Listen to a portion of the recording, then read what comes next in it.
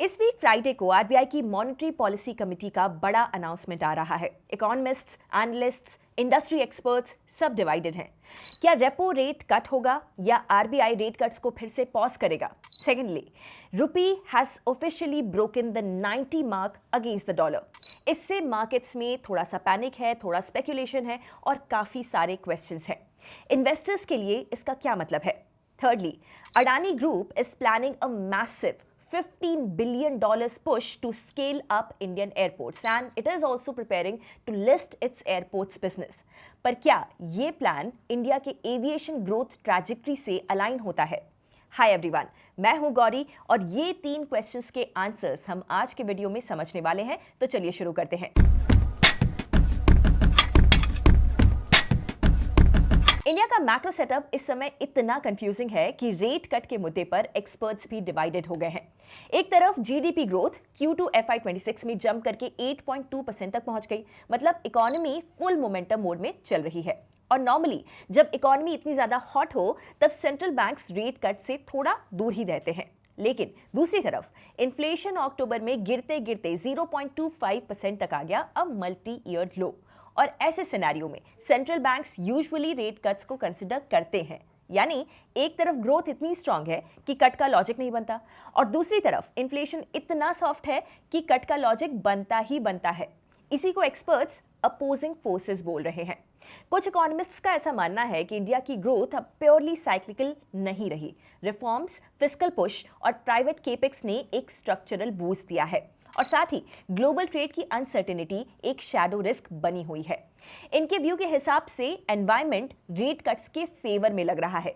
GDP record levels पर है, inflation RBI के कंफर्ट बैंड के बीच में है और फाइनेंशियल मार्केट्स भी 25 बीपीएस कट को प्राइस इन कर चुके हैं। उनका आर्ग्यूमेंट सिंपल है, एक वेल टाइम्ड कट से कंजम्पशन और क्रेडिट डिमांड दोनों को एक नया टेलविंड मिल सकता है। लेकिन सबका व्यू ऐसा नहीं है।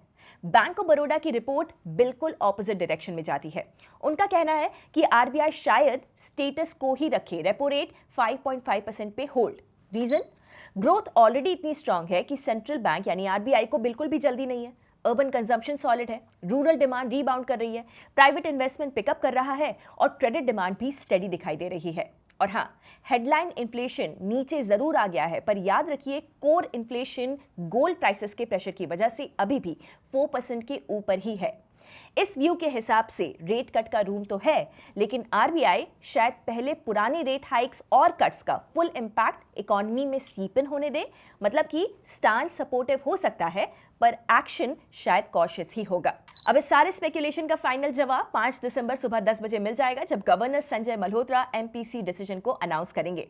एक्सपर्ट्स डिवाइडेड हैं, मार्केट्स ऑलरेडी अपने गेस लगा चुके हैं, लेकिन आप क्या सोचते हैं? आरबीआई कट करेगा या फिर ब्रेक दबाए रखेगा? Let me know before we move to the next story. Alright, दूसरी स्टोरी में वेंसडे को 5th कंसेक्यूटिव डे के डेप्रिसिएशन के बाद यूएसडी आईएनआर ने 90.3 टच कर लिया, जो कि एक रिकॉर्ड लो है। सिंपली कहें तो $1 के लिए अब लगभग 90 रुपए देने पड़ेंगे। आरबीआई अपने रेगुलर इंटरवेंशन से कई वीक से रुपीस 88.8 के लेवल को डिफेंड कर रहा था, लेकिन अब ये लेवल ब्रेक हो गया है। देखा जाए तो रुपी पर काफी टाइम से काफी प्रेशर बिल्ड हो रहा था।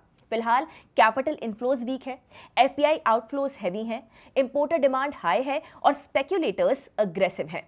इंडिया यूएस ट्रेड डील की अनसर्टेनिटी भी सेंटिमेंट को हिट कर रही है। However, as per the brokerages, FY26 के रेस्ट ऑफ द ईयर में USD INR 88 से 91 रेंज में ही रह सकता है। Okay, coming back, equity markets भी इस रुपी स्लाइड पे रिएक्ट कर रहे हैं। निफ्टी ने परसों ट्यूसडे को रिकॉर्ड हाई से अप्रॉक्सीमेटली 300 पॉइंट्स करेक्शन किया और कल वेंसडे को मार्जिनली और डाउन रहा। वैसे तो फंडामेंटल स्ट्रांग है with higher earnings, strong GDP and consumption growth, लेकिन रुपी डेप्रिसिएशन और लैक ऑफ आरबीआई इंटरवेंशन ने एफआईआईज को सेल करने के लिए पुश किया। लेकिन क्या वीक रुपी का मतलब वीक इकोनॉमी भी हो सकता है? Not necessarily. So exporting Nations के लिए देखा जाए तो ये एक्चुअली एक पॉजिटिव फैक्टर हो सकता है। For example, IT services, pharma, defence, manufacturing, generic drug exporters, इन सब की अर्निंग्स डॉलर लिंक्ड होती है। तो currency fall leads to more rupees earned which means better margins. पर इकोनॉमिक लेवल पे प्रॉब्लम मेजरली सिर्फ एक जगह पर आकर अटकती है और वो है क्रूड ऑयल, जो इंडिया का सबसे बड़ा इंपोर्ट होता है। अगर ऑयल एक्सपेंसिव हुआ तो इन्फ्लेशन शूट अप कर सकता है, जिससे आरबीआई मॉनेटरी पॉलिसी टाइटन कर सकती है और अल्टीमेटली इकोनॉमिक ग्रोथ भी हिट हो सकती है। यस, ऑयल सेक्टर के अंदर हम देखें तो कंपनी लेवल पे इंपैक्ट मल्टीफोल्ड है। ओएनजीसी, ऑयल इंडिया जैसे अपस्ट्रीम ऑयल एक्सप्लोरर्स और एचपीसीएल, बीपीसीएल, आईओसी जैसे ऑयल मार्केटिंग कंपनीज को रुपी डेप्रिसिएशन से बेनिफिट मिलता है। On the other hand MGL, IGL, Gujarat gas जैसे सिटी गैस डिस्ट्रीब्यूटर्स को इंपोर्ट कॉस्ट बढ़ने से नुकसान होता है। बट इकोनॉमिक लेवल पे रूल ऑफ थंब यही है कि weak rupee can be generally good unless inflation spikes. सो आपको क्या लगता है, वीक रुपीज से इन्फ्लेशन स्पाइक होगा और will it be economically good? Late me no in the comments.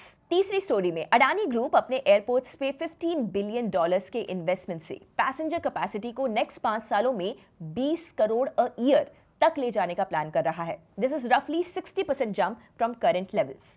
25 दिसंबर को ओपन होने जा रहे इनके नए नवी मुंबई एयरपोर्ट में अडानी न्यू टर्मिनल्स, एक्स्ट्रा टैक्सीवेज और नया रनवे ऐड करने का प्लान कर रहे हैं। साथ ही ग्रुप ये अपग्रेड्स 6 एग्जिस्टिंग एयरपोर्ट्स में भी करेगा, विच इंक्लूड्स अहमदाबाद, जयपुर, तिरुवनंतपुरम, लखनऊ और साथ ही गुवाहाटी। इनसाइडर्स के अकॉर्डिंग इस प्लान के लिए अराउंड 70% फंडिंग डेट से आएगी और बाकी इक्विटी से।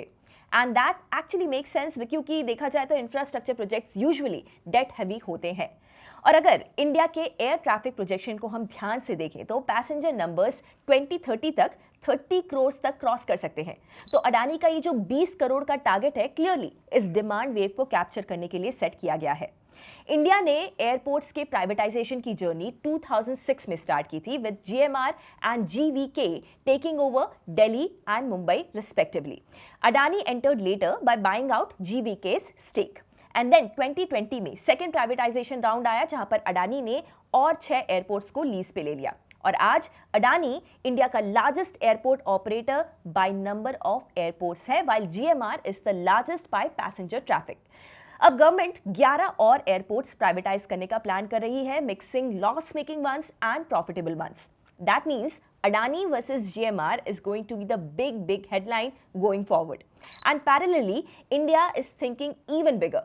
Delhi के लिए second major airport build हो रहा है to ease the demand and the traffic.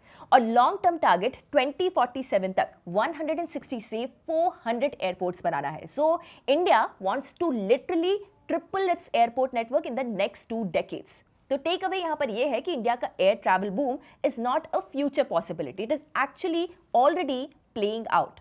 और अडानी का ये जो $15 बिलियन का एक्सपेंशन प्लान है, it is basically a high conviction play on the rising disposable incomes, air travel shifting from luxury to necessity, Tier 2 and Tier 3 cities opening up, and India becoming a major aviation market globally. And because Adani is prepping to list its airport business, क्या ये expansion plan उनका valuation narrative और listing story भी improve करेगा?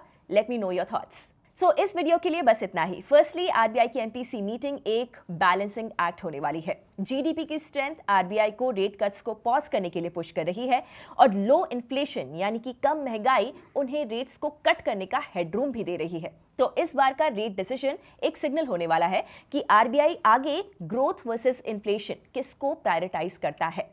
Secondly, speculation sentiment, capital flows और trade uncertainty के pressure से रुपी ने 90 के मार्क को ब्रेक कर दिया है, लेकिन इसका एक्चुअल इकोनॉमिक इंपैक्ट इन्फ्लेशन पे डिपेंड करेगा और सेक्टोरल और company specific impact respective foreign exports और इंपोर्ट्स पे डिपेंड करने वाला है। Thirdly, aviation is having its infrastructure moment and Adani is setting itself up to be at the center of that growth curve. बस अब यहाँ पर ये देखना है कि अडानी का एक्सपेंशन प्लान कितना एफिशिएंटली एग्जीक्यूट हो पाता है और अडानी एयरपोर्ट्स का आईपीओ किस वैल्यूएशन पे लैंड होता है। अगर आपको ये ब्रेकडाउन पसंद आया है तो लाइक कीजिए इस वीडियो को, शेयर भी कीजिए और ऐसे ही डीप डाइव्स के लिए सब्सक्राइब अपस्टॉक्स। मिलते हैं नेक्स्ट वीडियो में। Investment in securities market are subject to market risks. Read all the related documents carefully before investing.